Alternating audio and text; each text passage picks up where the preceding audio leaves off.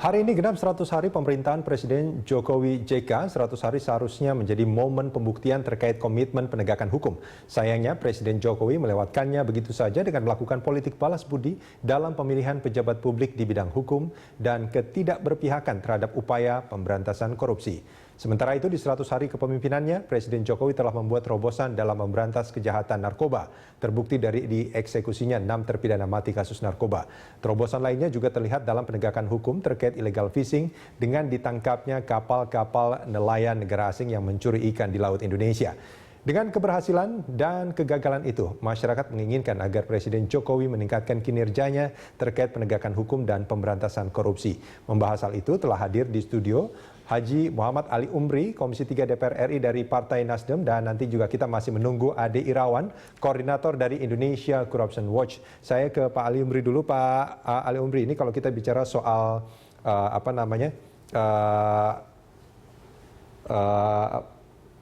upaya penegakan hukum dari pemerintahan Jokowi JK ini, Anda menilainya kalau ini angka dari 0 sampai 10, ini nilainya berapa?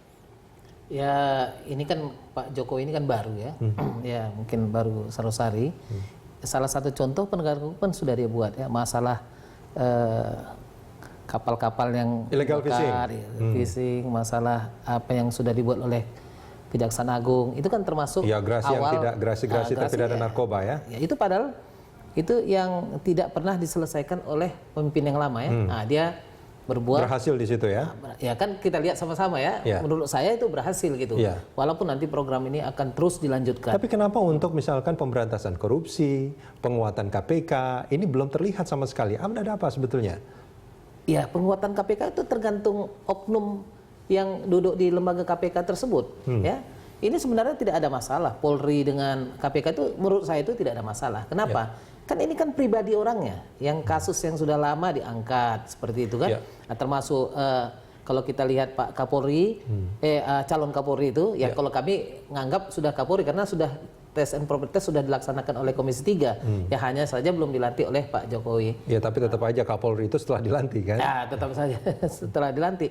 Ini kan masalah pribadi ya, masalah pribadi jangan dikaitkan dengan lembaga. Ya kan masih kuat, KPK juga masih memeriksa, polisi juga masih mengadakan, ya kan banyak ya narkoba ditangkap. Kan ini berarti kan lembaga ini masih berjalan gitu. Kecuali dia stagnan, tidak berjalan.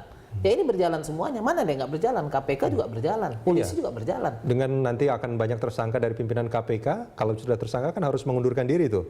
Gimana itu pimpinan KPK nanti tuh? Ya itu Pak Abraham Samad juga pernah kami undang ya di Komisi 3, bahwasanya beliau satu pemimpin nggak ada masalah, asal memang mampu dilaksanakan itu nggak ada masalah.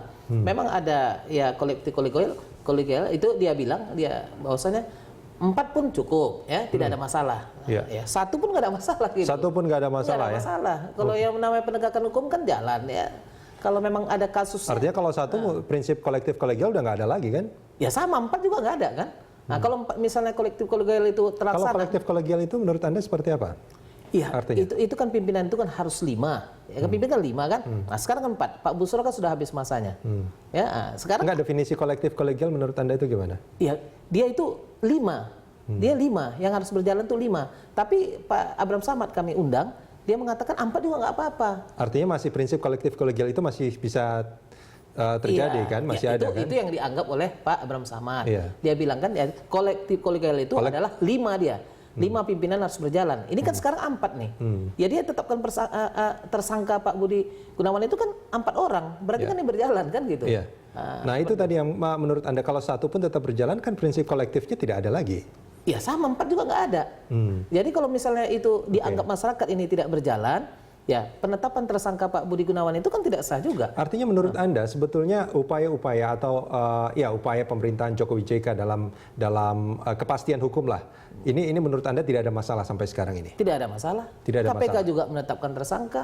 Ya kan polisi juga berjalan. Ini kan nggak ada masalah. Kecuali lembaga stagnan tidak jalan gitu. Ya KPK tidak jalan. Ya ini kan berjalan.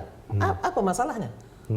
Ya kalau masalah pribadi ya silahkan aja kan, masalah pribadi yang mungkin melibatkan pimpinan-pimpinan KPK, mungkin pimpinan Polri itu kan berjalan langsung kan tidak ada problem. Ini masalah pribadi sebetulnya ya, pribadi masing-masing. Ini kan pribadi ya, pada saat ini dia menjadi pimpinan kan gitu kebetulan jadi pimpinan. Kalaupun tidak dia jadi pimpinan, ya kalau memang ditemukan kasus-kasusnya ini kan harus diangkat, kan seperti itu kan? Anda tidak melihat apa yang terjadi antara KPK dan Polri? Ini salah satu contoh ya, karena kita bicara korupsi artinya kita bicara KPK dan juga Polri dan saat ini. Ini tidak ada upaya melumpuhkan, saling melumpuhkan. Ya kalau menurut saya nggak ada saling melumpuhkan.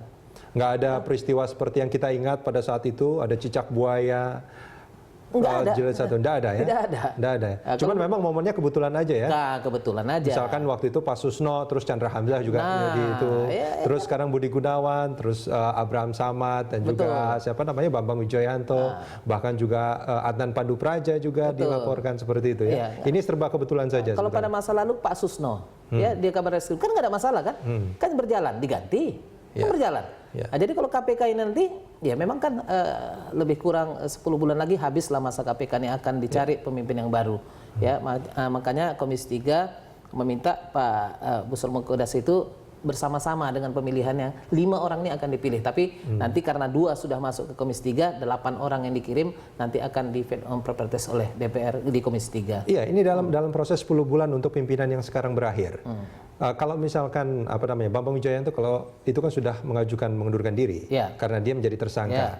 Terus kemudian kalau Adnan Pandu Praja juga jadi tersangka. Terus juga Pak Zulkarnain kalau saya tidak salah juga sebetulnya sudah diadukan. Ini gimana menurut Anda? Ini kan kalau ini kan belum. Satu yang udah. Bambang Wijoyanto udah. 2 lagi kan masih laporkan diperiksa nanti kan belum tentu juga lagi kan. Mana tahu nanti dia tersangkanya nanti mungkin udah habis masanya. Ini kan belum tahu belum ada dilaksanakan. Kan gitu ya. Nah, jadi jangan ini dibesar-besarkan gitu maksud saya kan biar berjalan. Ini bukan dibesar-besarkan, masyarakat sekarang sudah memperhatikan begitu luas tentang kasus ini, bukan dibesar-besarkan oleh media. Benar, tapi ini kan sekarang masalah yang tersangka ini kan hanya satu kan, Pak Bambang itu kan. Yang lain kan belum, masih mau dilaporkan. Nanti kalau diperiksa dia tidak tersangka kan berarti kan berjalan kan gitu ya. Nah, ini nggak ada menurut saya ini tidak ada masalah. Tidak ada masalah. Lembaga ini berjalan terus. Ya kita mendukung. Ketika ada pernyataan Kabar Reskrim yang baru mengatakan bahwa ada pengkhianat di Polri, ini pun tidak ada masalah sebetulnya. Iya, pengkhianat. Kalau ke pengkhianat dimanapun ada pengkhianat. Ya, di dalam mungkin orang yang sudah bekerja sama kita pun pasti ada pengkhianatan. Ya, yang kita tidak ketahui. Apakah itu bukannya masalah sebetulnya ketika ada pengkhianat di situ yang harus diselesaikan oleh seorang Kalau memang kita kuat itu nggak masalah, kecuali kita tidak kuat. Kalau lembaga Polri ini kan kuat. Ya kalau ada pengkhianat di dalam Polri itu, dia kan tidak nampak. Ya, tidak nampak. Tapi kan lembaga ini kan berjalan, gitu ya.